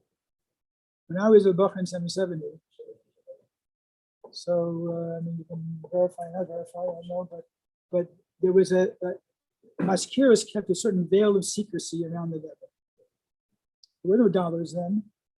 We didn't know anything that happened by Yechidasim. People would come out and let's just sit there and you hot somebody and you finally get over what Yechidus is going. Our exposure to the Rebbe, I mean, even for Brengens were, once a month, twice a month, but to get a chazorah, it could take months. You would get maybe, paragraphs on the fax machine when fax machines finally came out. I remember I used to hang out at Ben Klein's house. So I remember he got it, that was one of the first people in Crown Heights to get a fax machine. So I said to him, what is this for? So he says, I can send messages, I can send copies of things to anybody. I said, but yeah, nobody else has one, so what good is it going to do? But in those days, the access we had was, now it's unbelievable. The amount of access we have to what we know about the Rebbe, we know about, every yechidus, what people are sharing. My stories that are coming out, the books that are coming out, the histories, the biographies, the amount, to have so many memorim and sichas, and it's just, it's really, it's like shliach hakelim. And so that really, it feeds that iskashus to such a great degree, and to know, I don't know, maybe you'll disagree with me, but there was that, we know a lot more about the Rebbe now than we knew then. Then we had the urgency, we had the sichas and the nefsoim and the excitement, and I'm not taking away from it, but really in terms of a real pneumius kesher with the Rebbe, as far as my Rebbe, it's listen, I'm not embarrassed to say it. It's just really this the Livroy is just it's beautiful. It's so it's another reason why we it's very special that we're able to live now, to be Lavav Chassidim now, and to be able to Chaparine now, and to be able to so much better see the Mahalach and Machshava, to try to understand, what the Rebbe wants from us, what the Rebbe wants from our Chassid, what the Rebbe wants from this Dor Shvi, even Dor Shvi. Dor Shvi to me is like, it's like this name that's thrown around, and do we really, I don't know in yeshivas, maybe it's, it depends from yeshiva to yeshiva, but to really understand what Dor Shvi means, why is our avoda so different than Dor Shishi? Why is our davening supposed to be different? Why, I don't want to touch on, I have the Rosh Hashiva here. I don't want to start up with anybody, but it's as out the Bachram, the Bachram, there's a certain time for Dor Shishi. But to know when you're going out in the world, you're Dor Shvi all the way. And what does Dor Shvi mean? What is the Avodah Dor Shvi? Why is it so unique? What are we supposed to do? And it's I think it needs to be like a major chinuch for Nash, for Bachram. What is Dor Shvi? It's a totally unique door which has such incredible kochos that are beyond explanation, beyond description. And After the third story. huh? The third story. No, so there's Miriam Bas Bilga, and then Two there's stories. the Miriam Bas Bilga, and then there's the other Israelis. Israelis, and then And the other one. He brought out of Gehenna with the Rebbe. Yeah. Da habe ich später so nice mit Alter Gil. So Castell. Noch ein Meister. Good. That once said the guy who killed Zachariah. Yeah. Rebbe said that he would choose as a white did it. Yeah. Because he didn't want that Zachariah should tell in the book for who. Because after he said that, so the Sven Prabhu nice in Bilga. I mean, forbidden in the same that the Rebbe said at the same sikha, or it's for the same year. Yeah. I think the other was responding to the criticism. Uh-huh. He said this as like a little why explain what he was It's a doing. mock-up for Lameschus. I think the other yeah. Says within the Shama. same way the Alter Rebbe took his Chaya Right. Navi's murder as this. That's when the Rebbe took Miriam B'Spilka. Sure. Chaim. Rabbi Tuvia, Yes. I have a question. it only takes. I think we're gonna, let's start Mari first.